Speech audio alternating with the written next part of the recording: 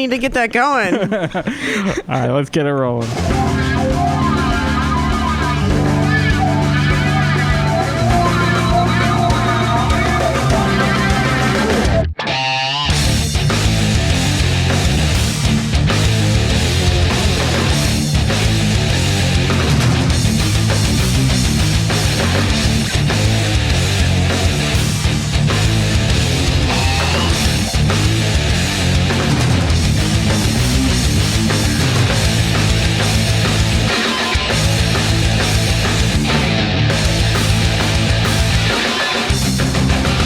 Welcome to the hole. Welcome to the hole, a very special hole. I am Rob Sprance, and I am here at the world-famous Comedy Cellar with Leah Bonema, and we have a very, very special guest. And Chris Scopo was nice enough to come around the camera. How you doing, Thanks, brother? Chris. We have Mary Lynn Rajskub. The Rice Cub, as they call you. I like it. Yeah, that's what they call me. Yeah. You're going to start that, and I'm going to start... You're the owner of the Comedy Cellar, right? No, I wish I was. We could just start saying that. You could say, we could get it out there enough. Maybe I'll get me more attention. Yeah. People will be nice to me. The Rice Cub. The Rice Cub. I told my friend Kevin, who's a big Nerdist fan, and I know you have a podcast on there called Kicking It on Nerdist, and I said, I have Mary Lynn coming on, and he said his text was nice, the Rice Cub. Exactly what he said. And I got to say, you know how when you read a name over and over and over again, but you never hear it said? Yeah. Like, for a while, before I knew how to pronounce your name, I was saying it in horrible ways and butchering it, which I'm sure most people do. Terrible name. So it's actually not. When it's said, it's a nice name to say, but when you look at the spelling, it's like, not bad to say. Yeah, it's all over. So you're here in the city for Stint at Caroline's doing stand-up. Yes. And you started as stand-up. I did. Like that was your thing well before you got on television. And yes. So you're enjoying it so far? This is like the first tour in a while, right? Yes. This is really my first tour ever because I did comedy in the 90s, right? Mm-hmm. And I got a lot of stage time and did a lot of hanging out with a lot of people, but it was a real alternative scene, and do something different on stage every time. I would do any show in the greater Los Angeles, San Francisco area. No matter where it would never really be. made it to New York. Did you have to do that rotten stuff where you have to pick up the headliner and drive him to the... No, I missed that whole thing. The whole era. Good. Yeah. Yeah, because that's the thing now. Like a lot of Chris has to do that. He's got to pick up the headliner and drive him. Well, the to headliner the show. Appreciates that. Maybe you can drive Mary Lynn that. around. You mind? You're not doing anything this weekend. Yeah. All right, we're gonna have Chris drive you around. Okay. So before that, I mean, what made you want to do this? I'm sure everybody when they're in high school, they want to be, hey, I want to be famous. I want to be a stand-up. I want to be TV. I want to, what goes off in your head that makes you want to do that? No, I never wanted to do that. You never did? No, you still don't? I still don't. No, I know. I was never somebody that thought I could ever even dream to have something like that. I just kind of had a need to express myself. I think it was a neurotic... implosion, as I was saying before we went on the air. So it just words started coming out of my mouth, and then people were laughing at me, and I didn't really know why they were laughing. Yeah. So I decided to direct that energy. Yeah, because your delivery is very creative and funny, and you're not it's one thing that I envy about good comics or people with just good comic timing is the ability to say something funny and not laugh when it comes out. That's always the thing that I hate about myself. If I make a joke, I'm laughing. I get all excited that I'm saying it, but especially in all the things that you've done, your delivery is so straight on, and it makes it funnier. I wish I had the ability to do this. It's just a natural gift. Leah has it theory. too, But you know what I mean? I think that's one of the hardest things. And maybe it's just because I'm a clown and I wind up laughing at my own jokes, which is the I don't think there's anything worst wrong thing. with that. Well, not when you're getting it out. It's it's almost, I think part of it is me trying to say at the end, hey, that was a joke. Hey, you see what I'm saying? So, like, what makes you... You were laughing when I came up the stairs. I was happy. And I didn't even... You're like, there's a lot of boxes here. Well, you had this... I thought I'd come down and get you. Like, it wasn't a joke, but it felt like a joke. Well, and it was. felt like I knew you right away. So that's a good quality. Well, that's a real And good then I quality. started laughing. I didn't know why I was laughing, because there are boxes in the hallway. So maybe my delivery is really the that good one. was a hilarious joke out there. It's we didn't even know endearing. it. Well, when I walked in, It is. it just happened to be the day that they delivered a bunch of boxes. And you know, sometimes when you have somebody come up, thank God we're at the cellar, but they're still walking up 2 flights of a very, you know, it's an apartment building. So, you know, I'm wondering, like, Mary Lynn's going to be like, what the fuck am I walking into? You Yeah. know, when you're coming up 2 flights of stairs and there's You very catch little me light. running down the street. Right. It's like, Mary Lynn, wait. Coming out the window. She's got her mace out. So what did you... Out of the two... Rape whistle. You could blow it at any time if you feel like you want to get out of here. Out of the two, what would you say makes you more nervous? Before you do stand-up, before you act, or neither of them? Or do you not get nervous beforehand? It's a very carefully composed question. Yeah. They're just completely different things, both of which can make you nervous in different ways. Okay, that makes sense. You know, as you can imagine, stand-up, it's complete strangers. You have to win them over. You don't have another chance, so you only have that moment. So what you learn after a while is, like, the nervousness doesn't really help you. But then sometimes if you hang back too much, then you're not connecting with them either. So you kind of have to jump over that edge of whatever you call it, nervousness or just the energy of the moment. Yeah, and just kind of dive right into it. See, because like I was thinking about nervousness is like the anticipation of what's going to happen, right? Yeah, pretty much.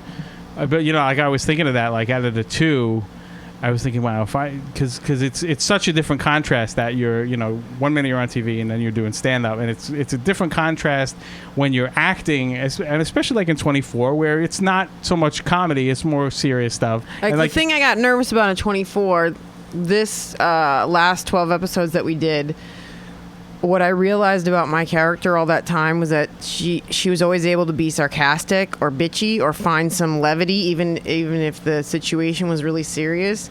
And this time, the depth of the pain that my character was going through right. was so deep that she couldn't even be rude or sarcastic about it. And that kind of scared me, getting close to being vulnerable in that way and trying to, go to this place of pain. And then I was confronting Jack Bauer in the scene, right. And it was as exciting as it was nervous, because again, it's that challenge of like the anticipation of it, and then you just kind of have to jump off and jump get in into and do it. Yeah, well, because your role has grown a lot on the show. Like, it's become, and Kiefer fought for you to be on this season, right? Like, sure, that was a word. Like, they just wanted him back. They didn't want to pay anybody as usual, right?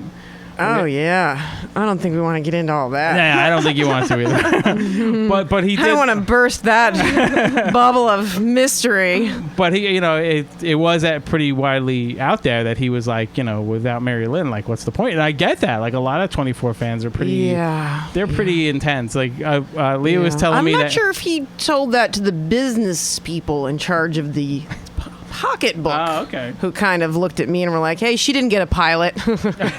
She's sitting there waiting to play Chloe. Yeah, I guess that's the way they think. It's unfortunate. She's touring stand-up. Come on. But at the same time, when you are on this roll, and every single year people are, without giving stuff away for those binge watchers, but every single year people are dropping like flies off the show. Always. And you're a constant. Well, that's the other thing too. Like Kiefer, I know he wanted me on the show, and even people wanted me on it, but at the same time, there's never an assumption that you won't be killed, Yeah. I think Kiefer's probably the only one that could keep himself from being killed. I would think, and you never know. At one point or another, they're gonna have to end it somehow. But so, do you find out that it's coming back before everybody else knows? Do they say? Because usually in the beginning, they're not even written yet. They're just saying, "Hey, guess what? We're bringing the show back." So, do you know then, or do you hear like on television that the show's coming back and you haven't been reached out to yet? Yeah. That's what it was. Yeah. Right? Yeah. Because I was talking to Judy Greer, who's on Arrested Development, which you're also on. Yes. You're on like my favorite. You're on Larry Sand. We're gonna get to all. And she said the same thing. She said she found out Arrested Development was coming back, just like on television. Yeah. She was with Portia de Rossi, and they just saw it on TV. And so That's I didn't hilarious. even know it was coming back. That makes me feel better. Yeah. So you weren't the only one. Well, in terms of the fans, because I get Twittered constantly, and it's very cool. It's a really cool thing. But they assume that I know stuff, so I just act like I know stuff, but Right. really, I don't. So you get People want to know when they see me, like rightfully so. They're like, what's going to happen? Is the movie happening? I'm like, Well, you don't nobody know. tells me anything. Well, even They Leah get said everything that. else in place, and then they decide to pick up the phone and call me last ask me to minute be when it's all involved. ready. Yeah. Because Leah said even after your stand-up, because she went to see you, said you were excellent last night. Thanks, Leah. Thanks, buddy. And she said that tons of 24 fans were like, they had like such specific questions that it was like phenomenal. They were like in the second episode on the third, and when you had this kind of a gun and this thing went off, and you were like, this is details. Was that weird? And I didn't even know you, but I went up to you as like a fellow comic, and I was like, why did I bother doing my act? Like, because I can't, to someone that's a huge fan of the show, again, a wonderful thing, but to somebody who like me, I still think of myself as like a self-hating like comic, like I'm just trying to, you don't really make the connection, but you have to represent. So I stand on stage and I'm like, does anyone have any questions? Like that feels like the weirdest thing to do, but once I opened it up, it was like, on this thing and on that thing, and then I realized I'm like, wow, I've done a lot of stuff, and people like love this, and and then they get engaged. why do I bother working on an act? I could just stand there and answer questions. Yeah, you do a Q&A show, an episode, do a Q&A. Well, the first time that I saw you was actually on Mr. Show. Yes. Which was out there in a lot of different ways. And frankly, when I watch it now, it would never be on TV now. No one would ever roll the dice on it, I don't think. You don't think so? I mean, in another way, there's so much content, and there's a need for so much content. True, but I think reality's eating away at the need for anybody to try to do anything different in a lot of ways. Like, Mr. Show would probably have find its way into some other place, like Netflix. Yeah. Yeah, I could see that, because it was one of the most creative and original type of sketch comedy shows. There's a little of Monty Python in there where they would kind of blend one sketch right into another. But I read something about it that kind of infuriated me. I think you know where I'm going with this. No, what? I read, and I don't know, and if it's not true, you can tell me. But for what I understand, you got on the show because you were dating David Cross. Or at the same time, it coincided. Yeah, I mean, you could say that, but to me, it was like I was hanging out with that whole group of people, and I like to think, yes, I was dating him. I like to think it's because they thought I was funny too. I mean, that's not the part that bothered me. The part that bothered me was that I was fired. Yes, you were fired because you broke up. The way it was worded. That is true. That infuriated me. Because I was no longer funny to be around. Because I broke his heart. Yeah, see, that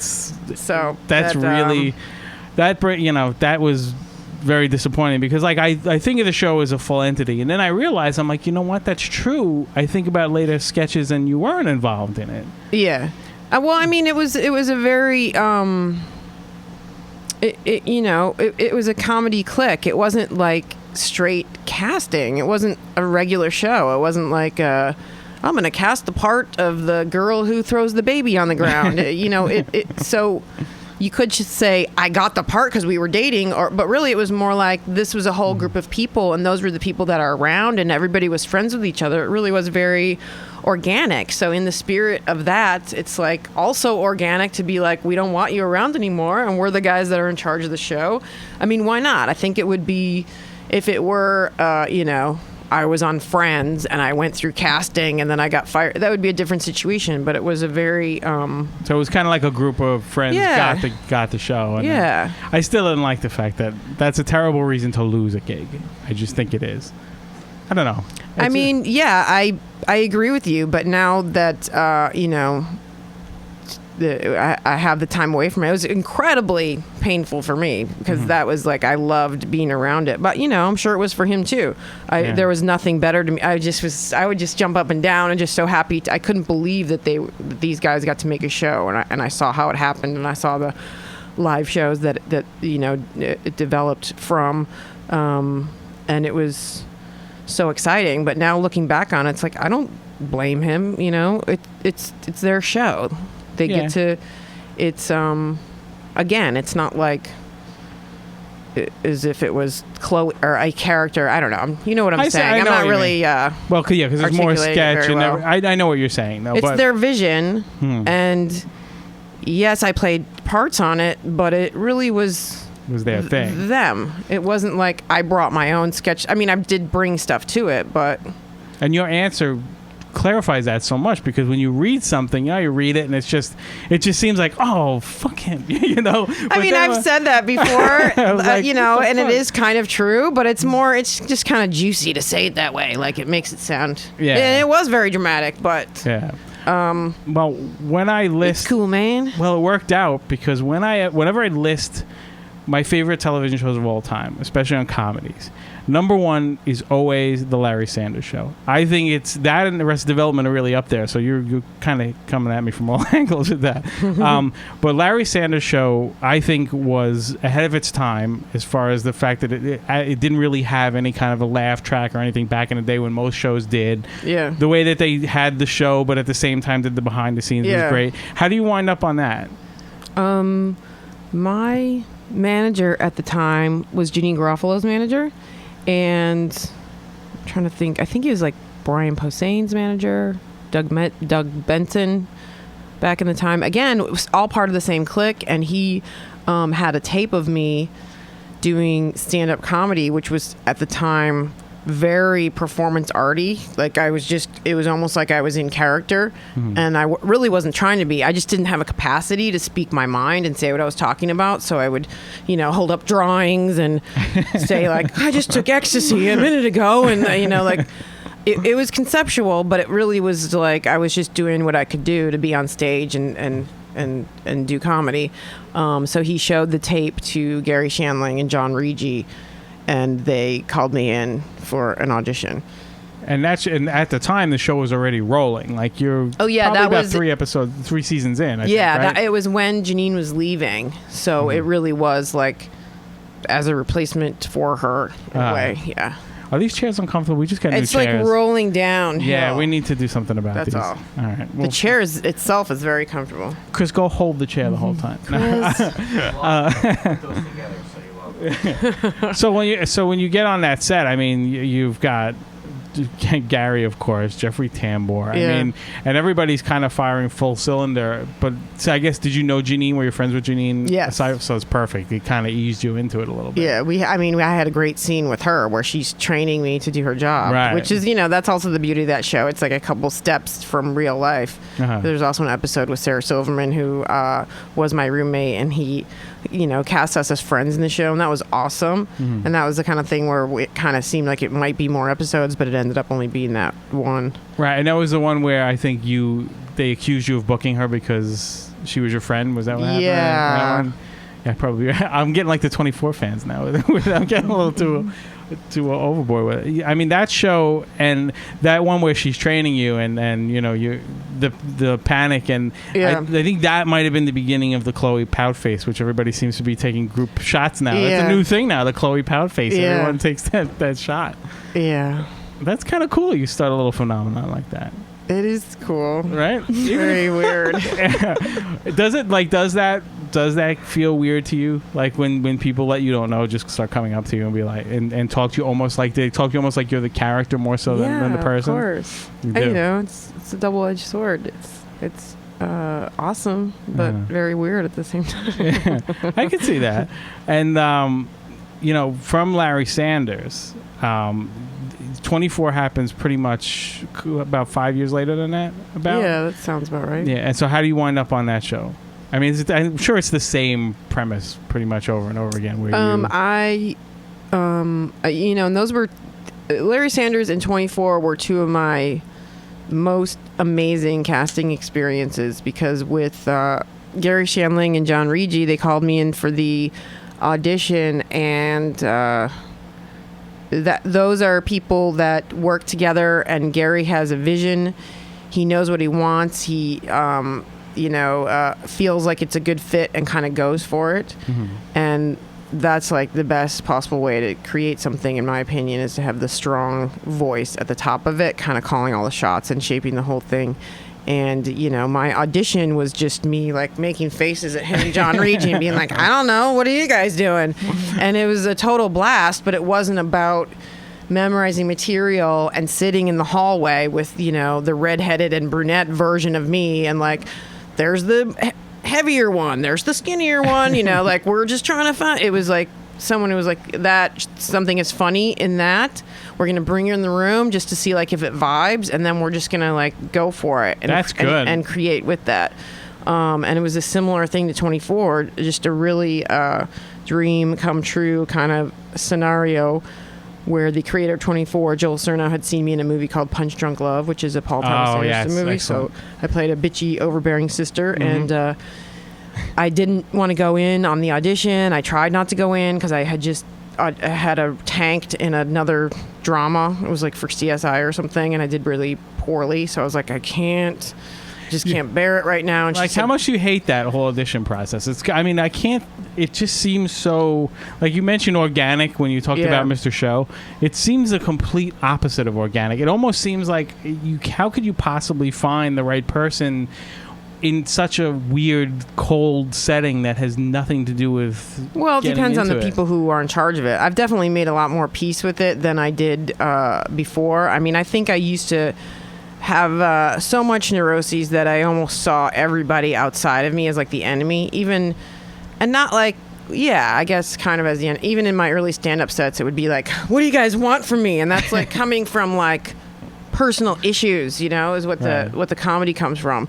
So I used to go to auditions and be like, oh, the casting director's mad at me, and it's like, no, you are immature and you have no ability to be around other people very well, like I would wear a men's t-shirt, and like barely brush my hair. Like, why do they keep casting me as the weird, quirky girl? I don't know. Maybe because you act like a fucking weirdo, maybe that's it.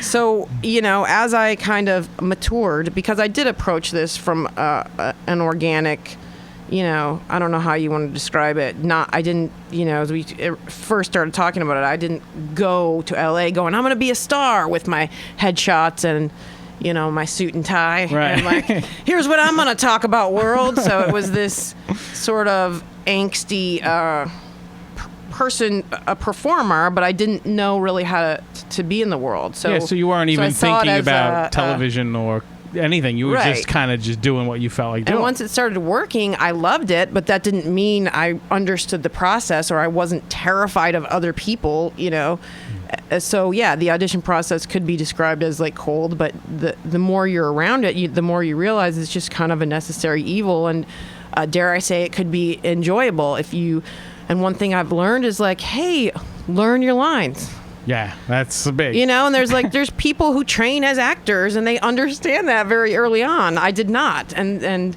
it's hard. Yeah, there's a lot of rejection, but there are people that actually enjoy the process because they go in prepared and they realize it's a chance to perform. That's a way to look at it as well. See, like it's so. If you want to talk about paranoia, like I would be so worried about I don't know if I could memorize all of it. Like that would be the part. Well, I suck. Like that happened to me on the way here. There was a really good HBO show, and I don't get to New York that often, and I'm doing Caroline's, and so I had all these meetings, and it was literally not to brag, you guys, but I had like all this press like back to back, which is awesome. It feels cool. It's like, oh, I'm going to New York and I'm doing stuff. I'm like, wow, how am I going to do this? And then I get this audition for this drama, and I was angry about it because it's 12 pages of full dialogue. It's of a lawyer, and it's this really amazing, high caliber show. And I was instantly like, oh, they think I can just pull this out of my ass? What, I'm just going to fit this in my spare hour? Well, that's like anxiety. Yeah. Because I'm scared. Okay, I'm scared of the words. I'm like, I can't even read through this, like, let alone prepare for it. And so I started blaming everybody else when really it's my own anxiety about not believing that I could do it. That makes sense. How long did you have before they gave it to you and they wanted you to Good fucking day. That's crazy. It's retarded. That is crazy. It's retarded. See, I would freak out. I would really freak out. I can totally get why you would. So did you go already? You did it? Did it go? I did it. You want to hear something really sweet? I started bitching about it to my husband. I'm like, yeah, can you believe that? Oh, yeah, I'm just supposed to switch gears. I only have 6 shows at Caroline's. And, some podcasts to do. I'm all full up. Like, who do they think I am? And he goes, I think you can do it. Yeah. And I'm like, really? He goes, yeah. Yeah, I believe you can. And that was it. And then... and then I just like drilled it on the plane, and then after I landed, I got a email that was like, "Oh, you only have to prepare 1 scene," and I was like, "Hey, that would have been good information. Remember when I was freaking out? You might have told me that before I drilled the 12 pages on my 5-hour." Oh, that was funny. You should, when you were done with the audition, be like, "No, I'm not done. I still got 3 I have scenes. more." So that and then they were really cool and accommodating when I was able to come in there, and Greg from Caroline's, I was like running it to him. He was giving me notes. That's quite cool. helpful. So it ended cool. up being kind of fun, So by the time I got there, I did do 2 scenes because I was like, well, I kind of have this one half prepared, Right. And she's like, cool, whatever you want to do. That is cool. And then I had to admit, I was like, it's kind of fun, but there's always like a resistance, I think. Whenever you approach wanting to do something, you're always going to be scared to do it, especially if you care about it. You nailed it. And because that's exactly like anytime I have guests on, I get, Lee'll tell you, I get nervous. Like, I just want everything to go well, and I want all the technical sides to go well, and I want it to just be fun for everybody.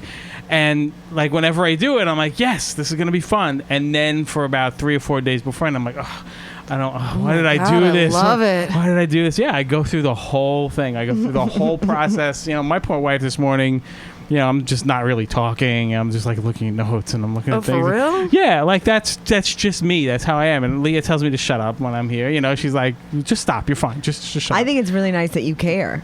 Well, why wouldn't you? I mean, Some people are just... Well, I'm sure you've done good shows and bad shows, as far as being guests on things, people not prepared, people not saying your name properly, little things like that too. But we got off on the 24 thing. Like, how far into it do you realize, wow, this show is actually something special, like this is catching on? Because a lot of times, and not so much, like you mentioned a show that you did that or just kind of fizzled out, or that happens a lot. Well, 24 was a total, it was already a phenomenon before I started on it. I started in season 3. Right, Well, it was actually building. Season 5, it was at like fever pitch. That's when we were winning awards and stuff like that. But people were into it by season 3 when I got on it. Yeah, because when you got on it, like you stuck. Like that was I think everybody needs like a Chloe in their life. Like to be like they wish they had a Chloe. Like they could just be like, Chloe, where are my socks? Like just even the most basic thing. I guess that's what a husband or a wife is. But like everybody needs that. So when you, I don't know, the chemistry you have with Kiefer on that, it just really works. The way you do the character, I don't know, it's hard for me to articulate. It was completely accidental and organic, and also especially some of the early episodes, a little bit of character goes a long way on that show. And there's a lot of times with Kiefer where we're not even in the same room, we're on the phone, but it still is like, that's true, this because relationship. That's true because a lot of times you're just looking at a monitor and just kind of talking to the monitor. That's pretty cool. And then you mentioned Paul Thomas Anderson. Yes. Punch Drunk Love was, I think, one of his most underrated movies. It's the complete opposite of the other things that he's done. It's just 90 minutes, and it's his version of a romantic comedy, which is awesome. Yeah, and I remember when we were filming that, I thought Adam Sandler. I was so excited at what Adam was doing and his performance and where he was going emotionally with it and the anger stuff. I was just like, he's going to blow people's minds. Yeah. Like, it's going to be amazing. And what ended up happening was nobody wanted to see him like that. I know. Like, it's hard. People, I mean, you could say that's lame because people just want the Adam Sandler that they already got and they want him, like, goofy and they don't want to see more of him. But it's like, that it was uncomfortable. That character is like. It's a little bit hard to watch, I think. It is, but I think it's probably one of his best, the best films that he's in. And Paul Thomas Anderson, he had done. I think you were in a scene in Magnolia because I remember it was a deleted scene almost. I think right. It was not in it. I can't remember the scene. I just remember seeing you in it back then. So it was good that you actually got to actually do something with him because, movie after movie, he's getting better and better and better. And he was fantastic right out of the gate with Hard Eight and Boogie Nights. So right away, that's a great director to work with. And you, is he any different than anybody else as far as like his methods? Is he a strange kind of guy or? Oh yeah, he's totally strange. I mean, it's been years since I've been around that atmosphere or seen him, but he's very much, the artist with his vision, and everybody else follows suit. In a way that I've never seen before. It's like the guys down at the truck with the equipment that are nowhere near the set. You feel the energy of like, I'm on a Paul Thomas Anderson film, and that takes a really strong vision to kind of have the whole crew geared towards, because sometimes you'll be on a set and people will be dicking around, and you're like, does everyone forget that it's about this is what it's about, and things can become like sort of separated and not unified in that vision, and he is really amazing at being that. Yeah, I guess when you trust the guy who's putting it all together, it's probably a lot easier to just throw in and go all trust in on him, it. but it's also he's the one that's setting that tone. He's the one that's giving that message, and that takes a certain kind of person who is paying attention to all the details of their production, and he's one of those people, Now on television shows, every episode has a different director almost, or they rotate directors. Is that the case on 24 too? Because I've noticed, like, you ever see like the creator is always the same, but the director seems to change from episode to episode. I think because of the turnaround time, they can't possibly direct everyone unless, like, True Detective is one that just came out where one director did the entire thing from beginning to end. Oh, really? Does that happen on 24? It's the same director for everyone. They do rotate a little bit, but we tend to have, maybe like 5 or 6 different directors, and when it used to be 24. So you might have a director do 2, 3, 4, 5 episodes in a row, and then it would switch to somebody else. But we do have John Cassar, who's been there since the beginning, and he's somebody who's really... well, actually, all the people that once they start repeating being the director, you get used to the tone and the shape of the show. So it is hard when a brand new director comes in, but usually we have like that 5 or 6, those people that know the show and that can rotate episodes. So that's why, because the tone doesn't really change. It always kind of stays constant, even though the director's change. The tone, the style of filming, the things that you focus on and how the camera moves and knowing how it's going to be edited together and the pacing of it. Those are all, those technical things that you kind of have to hit the ground running, and you can't, there's not a lot of time because we shoot a lot per day and there's 2 cameras going all at the same time. So it's not really the place. Like, there are some directors, and it works really well, and you appreciate who, especially as an actor, who you come in and they'll kind of figure it out while they're doing it, and it starts taking time, or they want to like really cover it a lot more than necessary, because 24 we it's a drama on there, it has all that action and explosions and stuff like that, but we work really quickly, so it's like whoever is going into that has to already know how they want the shots and how they know it's going to go to just keep it moving. To keep moving all the time. So when a season starts, and I know this season was cut down to 12, which a lot of people are saying was a better move because it was a lot tighter. Yeah, I've been hearing good things about it. Yeah, so like that, is that even a tighter schedule? Like, do you... No, it pretty much felt the same. The only thing that was different was like, oh, we're done, because usually we'd film 10 months out of the year, and this was about 5 months, 6 months. And there's no break, you just go straight through? So, right. I mean, we have weekends off. Wow. So Monday through Friday, pretty much for 10 months straight. That's cool you have weekends off, though. Yeah. I didn't think it would be like that. Like, I don't know. I'm so used to maybe hearing about like how indies get shot, where they like 24/7, they're just filming, Yeah. And then to go from that to when I put out that you were coming on, Gail the Snail. Oh yeah. From It's Always Sunny in Philadelphia. That pretty much everybody was like, "Oh, Gail, it's either you were Chloe or Gail the Snail, or Chloe and Gail the Snail." That show, like, how'd you wind up with those guys? I knew Caitlin from years ago. Caitlin and I actually did a sketch comedy show, and she did it. I swayed her to do it. Paul F. Tompkins was on it, and it was it was a recreation of an English show, and we all went to England. It ended up turning out really bad. But she was kind of like, yeah, well, we just laugh about it, but she's like, oh, Mary Lynn's in it, like, oh, this will be so fun. And we had like the highest hopes for it, and it was not a very fun experience, but we bonded and we knew each other since then. And so I think that's how the rest of the guys were familiar with me, through her, and or I kind of knew them peripherally, and they knew me. And they asked me if I wanted to do it, and I went in, and that was awesome because they asked me to do it, and I read it, and I was like, "Fuck yeah, this is you get amazing." To do whatever and I was a little bit nervous because it was on that show, like, they're already so gross and crude, so then you have this character, and I was like, "Whoa!" Like, I don't know how I'm gonna do this because I'm not really like a sketch person in that way. Not that it would be a sketch character, but it was pretty over the top. Right. And that turned out to be a real fear because when we went there, when we started filming it, they're like, we still like you. Because I was playing it real, you know what I mean? Like, and they're like, we still like the you though. Noise it has to get to the point where we want to throw salt on you and make you go away.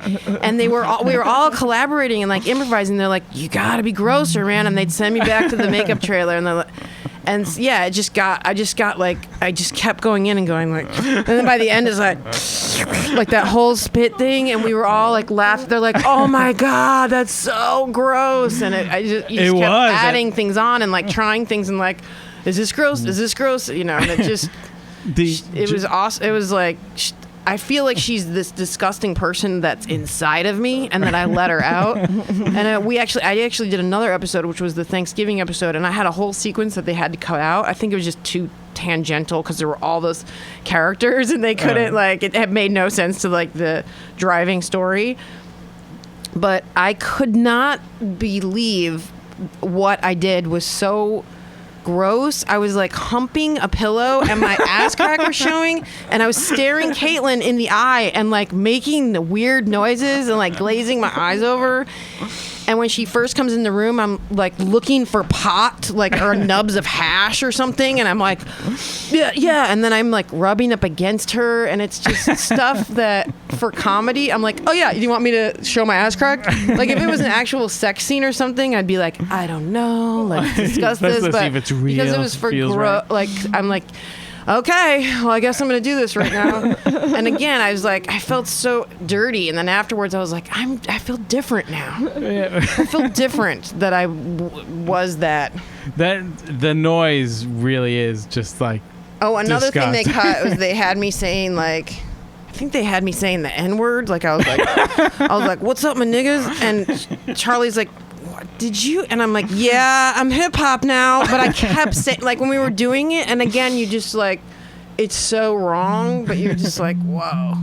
I still go around and do the what? I don't know why. You're blowing up. See, you're blowing up right now. This must be the audition. What is happening? I don't know. You got the part. You're blowing him. That's what it is. I hope so. Okay, watch out. Let me fix this. I don't want to drop your phone.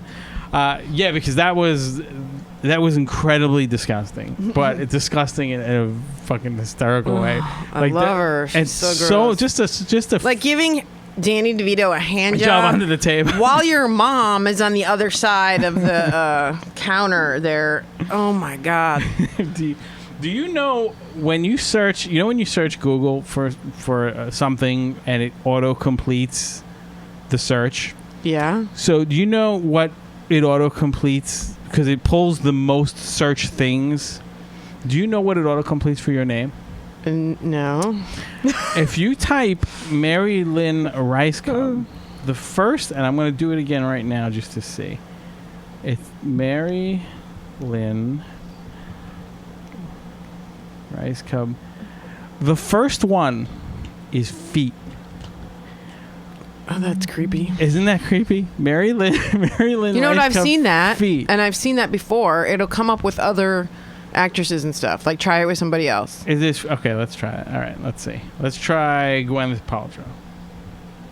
Gwyneth. It'll come up like Okay. third or fourth. You get Gwyneth Paltrow. This one you have diet and blog. This one you don't have feet. Really? Yes. Well, I feel Wow. like she's a specific because of that whole thing she said about Maybe Mothers. People don't want to look at her feet anymore. maybe her they're feet. like angry. They're not even looking at her feet with their politics. Your feet blow hers away. Oh yeah. Can you mind taking this off the table? It's like gonna go through the microphone. Sorry. What's happening? I don't know. Just make sure there's no emergency. Is it Kiefer? Does it need you? Kiefer's calling Is it me, trouble? guys. I Is it trouble? roll. No, you know what? I think it's like it's Twitter or something. So because it brings up feet and that is kind of creepy. Yeah. I wanted to ask like do you have any story of a creepy fan maybe that got too weird on you at any point? This is the creepiest thing like a fan's done. Where you were like, you walked away and like you thought about it later, like that was just. I mean, I don't know. There's shades of creepy all the time, but it's nothing like nothing dangerous has ever happened. Like I was in that Japanese department store today. You know the one I'm talking about? No. It's huge. I got this shirt there. It's like I forgot what it's called. Uniqlo? Yeah, Uniqlo, right? By MoMA. And they have MoMA T-shirts, and it's like floors of like basics and stuff like that. I think it's Uniqlo. Anyway, I'm saying this because it wasn't. It would have probably the story would have been better if I was like I was in Victoria's Secret, but they have like rows and rows of like puffy jackets and T-shirts, and like one section is like underwear, but it's jammed with people, right? And I literally touched underwear and went to look at it, and I'm just like thinking about buying underwear like a normal person would do. And there's somebody right next to me like, Chloe, we are your fans. Oh. We are from France. And it was just weird, like, oh my God, I'm looking at underwear. Like, please don't look at me right now. Maybe that's why your Twitter's going off, is pictures of you shopping for underwear. But yeah, not like creepy, but just like you're just having a moment. You might be holding some underwear, and then someone's like, "Can I get my picture with you?" Yeah, because nobody seems to really like, care what mood you're I in. didn't wash my hair, and I haven't, I'm just walking around looking at underwear, but okay. But okay, you hold up the underwear. Yeah. That's what I should have done. It's very alien. So you're Sigourney Weaver killing the alien in your white undies. Oh, I like where your mind went with that a lot. I should have been like, hey, would you guys mind if I tried these on? Take a Would you have a look? Tell me how they look. You start doing that? Oh, that would be bad. It'd be good, actually, but it'd be bad for you probably in the long run. Like, that would be, all of these comedians apologize for things. That would probably be like, why is Mary Lynn running around Manhattan and then in her underwear with an Alien DVD? That'd be awesome. I mean, just people hugging me. There's one woman who was a huge fan talking to me, and then it's like that thing where I couldn't go anywhere, and I was still there with her, and we had all of our her moments with me, and then she's like, and you could see her mind like go, oh wait a second, I have a chance, like I still have her here. So she goes, are you seeing Kiefer later? And she's like, do you know where he is? Do you know where he's staying? Like, you could just see her go like, I'm going to go for it. Because I don't know, maybe like she almost thought I was going to get his number or something. Oh, like you were like, and in a come on, weird let's way, hang that out. was even creepier to me because it wasn't, I'm standing there with her, but then she thought she could get to him through me. Yeah, I think the people that would talk to you in character would probably like they kind of like too much Chloe and not enough Mary Lynn. Like they don't kind of separate the two. Those are the things that would probably creep me out if they were. Let's just that was at my comedy show. Yeah. Yeah. And then how far into it did you go Q&A? I did it at the very end, but I try to hit the 24 at the beginning and just banter with people to just kind of feel it out and diffuse it a little bit. I mean, some of the shows, stand-ups, it's like you're you could have the best show, and then the next show you're like, oh God, why am I doing this? But especially when you're doing 6 shows, they're all going to be kind of different, and sometimes it's amazing, and it's like, I'm so glad I'm doing this, and people get it, and they're on board, and they're right there with it. And then last night, it wasn't a bad show. It was a good show, but there's a part of me, and the Q&A was really fun, but I just ended it, and I was like, why am I making them sit through my comedy? It feels like I'm going upstream. Like, why did I spend time working on this when really they just wanted to watch the DVD and, ask questions? But it's good, though. You ever? I know. I shouldn't even be saying it out loud, really. It sounds like... No, it's an honest... Ridiculous. It's an honest reaction. I think it's not a problem. But I feel like that's that's why you're a stand-up comic, because you're, like, analyzing it and being like, why am I doing this? And that's your personality as a stand-up comic. That's overanalyzing and being like, what? Yeah, I feel bad about it. Perfect example. Leah had a set. She was on Access TV. She had a set on, and it was live from Gotham here in the city. And I watched it, and she was great. And all I did, and whether this was great or a mistake, I was so happy for her. And I texted her. I said, Leah, I saw your set. You were great. And I got just like a whole insecurity flow. What did you say? I love it. It makes me feel so much better. I had my hair blown out, which I don't normally do. That's the one. Oh, it gets worse. It fell, and it kept falling. And I do a lot of facial expressions, so I felt like I was moving it. But then I felt like I was moving it too much, and it was like I had some kind of a tick. So then I felt like I couldn't not do that anymore. And then I throw my hands around like some of the fucking crazy Italian I am. God. So I was like, are my hands moving too much? And then...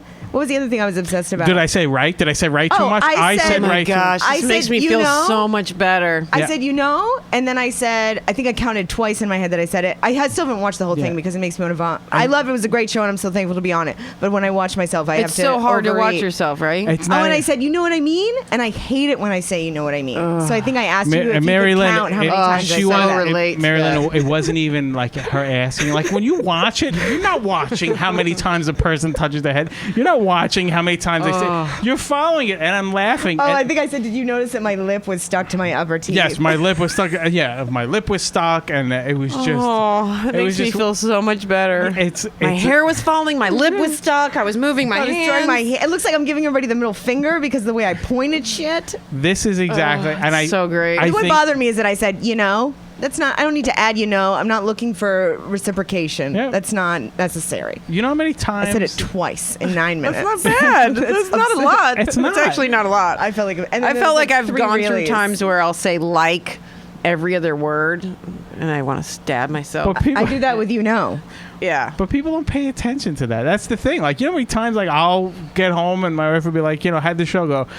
I don't know. It's hard to explain. And then I listen back, and I liked this was where it went really well. And all the little things in my head that go on just go on in your own head. Yeah, that's what I would think about. That's why what you were saying last night about I should have just. That's just the way you think. It's not true necessarily. Well, one of my big things and what I've learned from friends who are road comics and concentrating on my comedy this past 2 years is even when you think that a comedian is like being loose at the beginning, most of the time they're going to go right into material. Mm-hmm. And my downfall has always been, it's almost like a self-sabotage where I'll be so loose at the beginning that I'm like, I actually really like that. Well, okay, here's the thing. Here's what I'm getting at. I've been working really hard to be more concise because a big thing when I started, I would mumble, I would interrupt myself, I would look down, and it's like people, you got to give people a rope. You got to let them know what you're talking about, and you can't, like, I was freaky to the point of like, never mind, like editing in my head as I'm, and it's just like no one can follow you, and it's too loose, and you hate yourself when you watch it. But I liked what you did. I was like, I'm working on the comedy, but now it's to the point where I like being loose, but then I hate on myself for it. So it's this weird, I think it's a good thing to be loose, but then I also want to make sure that you know what I mean? I feel like I'm disrespecting comedy if I don't go into material, because you don't want to be like, you're just messing around with like no You're transitioning from what was happening before to inviting people into you. And so I do think that it's nice to have a little banter up front. People were, you know what I mean? You're getting. I know, and I almost have to now because there's a 24 thing. Yeah, where and I thought that was I think that's the first thing I said to you, where I liked what you did in the beginning, and then you went into the crowd, and it doesn't look like mumbling or anything. It looks like you're inviting people in. This is what we're doing. I'm right. setting up who I am. We're talking about the show, and then I'm going into my stories. Right. And I thought the crowd worked well for that. And then you went into your jokes. Right. That's true. I guess I have to not be afraid to do that. I think you should do what it is you like, and if that's what you like to do at the beginning, then do that. Yeah. See, but I think it's awesome to know that no matter where somebody is, they have this same paranoia about themselves. It's really great to know that. It's great to know that you just invest in antacid. And there's always a better way to do it. You're always going to watch yourself and be like, I moved my hands. Why? Or I didn't say that word right. But that's what's great about comedy. Yeah. It's like relentless on yourself. You're like, I'm never going to fucking feel, which I think it keeps. I mean, yeah. Would you love it if it wasn't like something that it was? You know what I mean? Right. It's like an impossible like task. It is a beast, and that's the beauty of it. Is because it's live and it's always going to be kind of different. Mm-hmm. Do you watch them back or no? I try to, but my friend taped me, and it was so far at Caroline's. Of course, I loved the show on Thursday night, and then Friday, I was like, I can't even watch this. Because I knew I was stiff. They didn't know, but I was like, I'm not going to get anything out of watching this because now it's going to reinforce a way that I didn't like. Which is probably not even the case to anybody who's watching it, but then that's in your head. I get that. I think if you're going to watch it, at least for me, you almost have to study one thing. Because if you watch the whole thing, it doesn't really help you because then you're just sitting back and judging it unless you go in and really pick out, oh, okay, I want to make sure I say that ending and get really practical about it. But I'm going to give out a bunch more dates of yours. I have them. There are so many because you're on an actual tour that what I'm going to do is for the next couple of weeks, I'm just going to keep giving more dates. You sound so excited. I love this. This is fantastic. Oh, my fucking tour. Mary Lynn will be showing the same enthusiasm July 31st. I told my husband, he thinks, I said, I didn't want to be out at 3 a.m. with those 22-year-olds. It's what I have to do when I'm on the road. I have to go to the bar and socialize. I have no choice. It's so rough. Yeah. Well, you hang out with everybody after the show? For the most part? I try not to, but every once in a while it happens. You can't really slide out of there. How much time can you spend in a room by yourself alone? Oh, I could probably go for days. Yeah, I do it for a while, and then it just kind of breaks, and I'm like, I got to talk to people. I got to say hello to somebody. Yeah. They're all waiting outside for 5 hours. I got to go out there. I don't take out the garbage until nighttime because I don't want to talk to my neighbors. Oh, I don't take it out because I feel like the woman who, I feel like she's going to listen Love now. you guys. Fucking sees me taking the trash out, and as I'm walking, she's like, oh, she didn't recycle properly, and I'm going to fucking, I don't even think she thinks that, but I can't. Right. So I only so do much it when better I get back. about everything. Oh, my God. That is nuts right there. Yeah. I can't handle it. I only do it in the dark. Do you think she really is? I feel it. And I honestly trust my instincts. So you feel guys like share the thing, and you think on. she's going to know that you put something in the wrong place. I feel like she'd be like, oh, fucking Leah. And if something really offensive that I'm throwing away, I actually take it to the next corner. There's a Rite Aid, and I throw shit in there. But wait, why can't you just put it in a bag? You think she's gonna go in the bag? Yeah, I do. Well, she's the person in the building who goes through and and has to separate. I separate, but there's people that don't separate. See, but that would be awesome. You put it out there and let her separate it for you. What the fuck? I take anything I feel is going to be used against me later to somebody else's trash. I get it. You mean if you didn't rinse out the can and put it in recycling and you just threw it in there? Oh no, you don't want her to that's fine. See that. But weird sexual objects. Not weird, but, things that I feel like are not her You're throwing out a business. whole bag of dildos in a given weekend? Well, you gotta swap out. And, my political things that I feel like this is being saved and it's gonna raise my rent is what's happening. So I'm gonna take it to somebody else's fucking stuff. This is deep. Plus, we have guinea It's pigs insane, that are is what it illegal is. in our building, Oh, you so I do? take all their shit to somebody else's fucking trash. You think somebody's gonna find guinea pig shit and know what that is? They're gonna be like, "There's guinea pigs in this apartment building." She signed a lease saying no guinea pigs. And Here it is. Here's the and then pellet. Here's the Tupac shit and pellet. R2D2 are gonna have to take them to New Jersey and let them go in the woods. Don't they shit in like tiny little pellets though? Like, how are they gonna Yeah, know but that? There could be a they're hamster. shit machines. It's very New York, though, too. People are up in each other's Yeah, shit. up in Very your up in face. your shit. It's like a small town. Well, I'm in Long in one Island, but building. it's the same. Let me give you another example. How long ago was Hurricane Sandy? Now, about like a year and a half. A year and a half. It blew down a section of my fence. I have a couple of different houses around the backyard. Okay, so one section of the fence was a wooden one that belonged to my neighbor, and it blew down. Okay. I don't want to go over to him and be like, "Hey, your fence blew down." He obviously didn't want to come over to me. So, long story short, today I put a fence up, finally. I had somebody doing it, and I let that thing sit there flat on his lawn, pointing into his yard for the longest time just because I didn't want to go have a conversation Well, he with him didn't say about it. anything to you either. He didn't. And when the guys were there doing the fence today, he said, "You want me to take this stuff out?" I said, "No, fuck him. Put the fence up and leave all the shit on his side." I did. Why? Because it's his fence. That's the weirdest part of the story to me. Oh, it's his fence. It's his Okay, fence that okay. fell backwards. So in other Oh, words, I had it wrong. See, So I you're didn't- saying why didn't he fix it? right? Why didn't he come over and do it? But it's all because all I could have did was go, "Look, I'm going to put another fence up. You know, if you want to chip in, fine. If not, whatever." And that would have been the end of the conversation. But I had to go there and do it. And I didn't want to do it. Like, I don't want to see my neighbors. I don't want to talk to them. I'm it's like very that. I'm anxiety strained. producing. I say hello to them, but I don't take.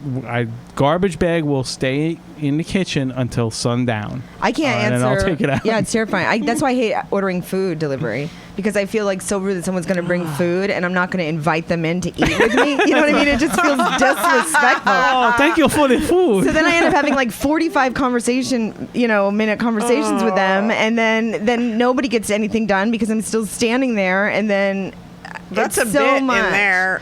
I guess So you feel like you should invite them for dinner. I can't. I feel rude just being like, "Oh yeah, no, you're bringing me food now. Get out." You- that yeah, just you seems should- disrespectful. Yeah, Mary Lynn's right. You should definitely like invite That's somebody really over and funny. film it. Like have the Chinese guy sit and eat. I don't even realize it's weird. because And then I'm to like, him, doesn't he'd be everybody like, feel that way? No, it's like my delivery guy, the Chinese food delivery guy. Looks like he's terrified to make eye contact. Like he's already running down the stoop with his hand out, like for the money. Like he just doesn't even want to look at me. But before that, there was one that was just laughing all the time. Like, and he like I would open door. I like, what did he do to my food? Like, why is this guy? I think fucking people laugh laughing? when they're uncomfortable about Yeah. communicating. But I know like all the backstories of everybody who delivers food, like where they live, their families, what Really? they do. You just talk to I them? can't not. I'm like, what's going on today? Oh, what'd you do this weekend? You hanging out? But then you've set up a premise where you can never order food without an extra hour to have conversation. So it's exhausting. That's you see pretty what I- bizarre because you sound like you are really friendly, but that's maybe why with the neighbor you just want to shut off. Like Well, it's either everything or nothing. Maybe. Yeah, it's because I have no. Because I don't. That's exactly what it is. I think in summary, everyone's insane. I think we're all. I don't think I'm insane insane whatsoever. Oh, I think you're completely insane. I don't at all. I'm so high functioning. Mary Lynn, if I still had the text and I showed you after her set, like it love actually it. ended with me saying, "Okay, it's time for you to shut the fuck up now." Like you really needed to be cut down. And it was like, really? And then a few days later, I said, "I'll get the video. I'll see if I can pull it off my DVR." It's like, get the video, but don't send me. Okay, wait, send me the video. Okay, don't send me the video. I don't know if I'm going to post it. Maybe I'm going to post it. I don't want to post it. I don't want to watch it. I don't want to. So it's not just you. I might have to watch this video. Yeah. I'm comfortable with it now. It just It's took a great. while. It's a great set. It's a great set. You just focused I on also the left little out things. one of my favorite tags, which is upsetting. See what I mean? But Damn nobody it. knows that. But I know it. I know, but nobody else does. It's almost like you want to be like, can you just put that in there? It's a great tag. Mary Lynn will do stand up and she'll be taking out the garbage at night at Side Splitters in Tampa, Florida, July 31st through August 3rd. You could do long runs. Like it's like 3-4 days most of the Oh time. man. Actually, my family's coming with me to that one, so that'll be good. That'd be cool. August 8th, the Melrose Improv in Los Angeles, California. Party. For some reason, your publicist sent me the Melrose Improve. Like it needs Ooh. to get better. Like Yeah. you're going to improve the Melrose Yeah. Improve. And August 12th, 13th, Punchline Comedy Club, San Francisco, California. California, and the 14th through 16th at Portal Live, Seattle, Washington. Wow. You have a lot more dates, and what we're going to do is for the next couple of weeks each show, we're going to read more of them. We're going to pimp you out for the remainder of your tour. Appreciate it. How I bring it. Thank you so much for joining us. I really appreciate it. I hope your shows go well. I'll see you Sunday night when you crush it. Thanks for having me. That's it. It's been a real pleasure. I'm glad. Let's all take our trash out. Let's do it. Talk to our neighbors. At night. It's too late out. Look at the lighthouse. I'm not taking it out now. But I think one other thing I had on here was just so funny. It had nothing to... I know you did your one-woman show, Mary Lynn Spreads Her Legs. Yes. But it was the first... It was about giving birth and everything, right? And I'm looking... Which I've since now... I thought it was a really clever title. It is kind of clever. But now I've turned against it because I think it's not fair. Because that title does sound porny. And it's a mislead in the wrong direction. If you're going to title your show that, there should be... porny stuff, and mine was about childbirth, which does come through your legs and come from putting something between your legs. Did anyone answer that money back because it wasn't what you advertised? No. Well, I know because people cried, they stood up, they clapped. See, that's great. Said, my life has changed. No. Well, this show used to be called The Glory Hole. And I get it. Oh. You're absolutely right. I get it. We changed the name because it was so disgusting. I'm glad you brought that up. Yeah, like circle. If your publicist got the same email with the word glory hole in front of it, you would not be sitting here. Yeah. So little things do matter. But I think it's a great title. I think it's hysterical. I do too. But it was funny because I started taking notes when we first agreed to it, and then I went away from it, and I went back to it, and I just see one sentence just says Mary Lynn Spreads Her Legs. I'm like, what the fuck did I write? Yes. Yeah, so it's good. I think it has power. I like it.